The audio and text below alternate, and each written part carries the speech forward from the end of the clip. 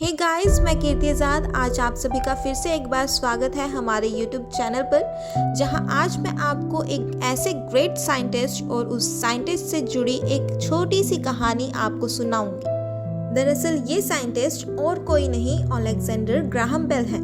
इनका जन्म 3 मार्च 1847 को स्कॉटलैंड के एडिनबर्ग में हुआ था और फिर जब अलेक्जेंडर ग्राहम बेल बड़े हुए तब उनका विवाह माबेल गार्डिनर के साथ कर दिया गया। दरअसल माबेल गार्डिनर सुन नहीं सकती थी। ग्राहम बेल और माबेल को आपस में बातें करने में बहुत दिक्कत होती थी, पर फिर जैसे जैसे समय बीतता गया वो दोनों आपस में इशारों में बातें करना सीख गए। एक दिन जब ग्राहम बेल इशारों में माबेल के साथ बातें कर रहे थे, तभी अचानक उनका ध्यान अपनी पत्नी के कानों पर गया। वह उसके कानों को बहुत ही ध्यान से देख रहे थे।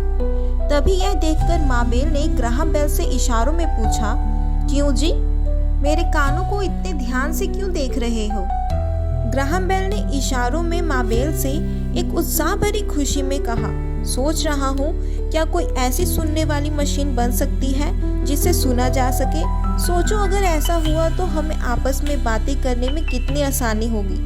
यह सुनकर माबेल भी मुस्कुराने लगी। उस वक्त से ही लगातार ग्राहम बेल सुनने वाली मशीन के आविष्कार में लग गए। बस एक ही धुन सवार थी कि किसी भी तरह सुनने वाली मशीन का आविष्कार करना है। वह दिन रात एक्सपेरिमेंट करते रहे और बस करते रहे। आखिर लंबे समय की कड़ी मेहनत के बाद उन्होंने एक आविष्कार कर ही लिया। जब वह आविष्कार लोगों के सामने आया, वह सुनने की मशीन नहीं बल्कि टेलीफोन था। माबेल को जब पता चला कि ग्राहम बेल सुनने वाली मशीन बनाने में कामयाब नहीं हो पाए, लेकिन उन्होंने टेलीफोन बनाने का सिद्धांत अवश्य ढूंढ लिया है, यह जानकर उन्होंने ग्राहम बेल को समझाते हुए इशारों में कहा, जिस तरह आपने टेलीफोन का आविष्कार किया, उसी तरह एक दिन सुनने वाली मशीन का आविष्कार भी अवश्य हो जाएगा। अलेक्जेंडर ग्राहम बेल ने 1870 में टेलीफोन का आविष्कार किया, जिसके बाद उन्होंने 1876 में टेलीफोन का पेटेंट हासिल करने के बाद 1877 में ग्राहम बेल ने बेल टेलीफोन कंपनी की शुरुआत की, जो 1885 में American telephone and telegraph company का हिस्सा बन गई, जिसे AT&T भी कहा जाता है।